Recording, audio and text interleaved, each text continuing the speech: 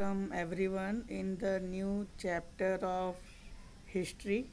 Today we are going to start a new chapter in history.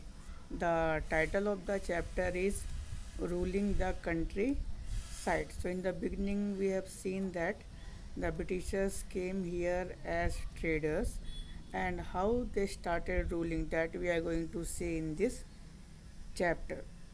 So, in the beginning of the lesson, we start with the topic the company becomes the diwan. So, earlier we have seen that the company used to put some puppet nawabs to rule the country, but afterwards they realized that it's better to rule by themselves. So, in the painting, you see that a small ceremony was organized in which the company was made the Diwan of Bengal. That means now they can collect the revenue. As Diwan, the company became the chief financial administrator of the territory under its control. So now they can control the territory. Now it had to think of administering the land and organizing its revenue. Revenue means taxes, resources. This had to be done in a way that could yield. Yield means give enough revenue to meet the growing expenses of the company. That means now company don't have to invest their money. They can collect tax from the people of India, and with that money they can go with their finance and expenditure. A trading company had also to ensure that it could buy the products it needed and sell what it wanted. So now with the tax money, they were buying the things of India and selling the things outside India. Revenue for the company. The company had become the diwan but still saw itself primarily as a trader. So they came here as traders, so they were thinking about trade only. It wanted a large revenue income but was unwilling to set up any regular system of assessment and collection.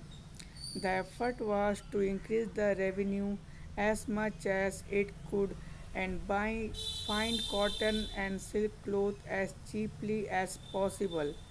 Within 5 years, the value of goods brought by the company in Bengal doubled. Before 1865, the company had purchased goods in India by importing gold and silver from Britain.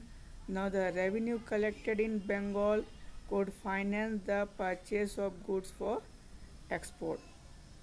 That means earlier the Britishers had to sell their gold and silver in order to do trade in India. But now they don't have to do these things because now they were getting taxes from the people of Bengal. Soon it was clear that the Bengal's economy was facing a deep crisis. So Bengal was having deep problem. Artisans were deserting villages. Deserting means leaving the village and going to some other place to work because they were not getting the price for their crops.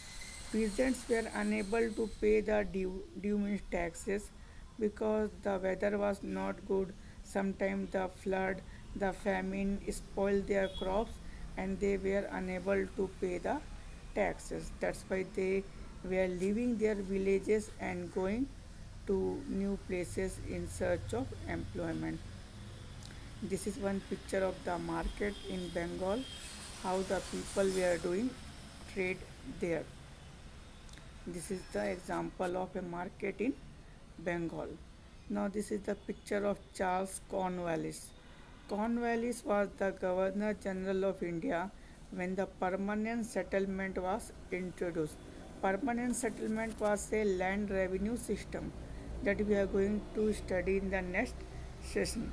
Thank you and have a nice day.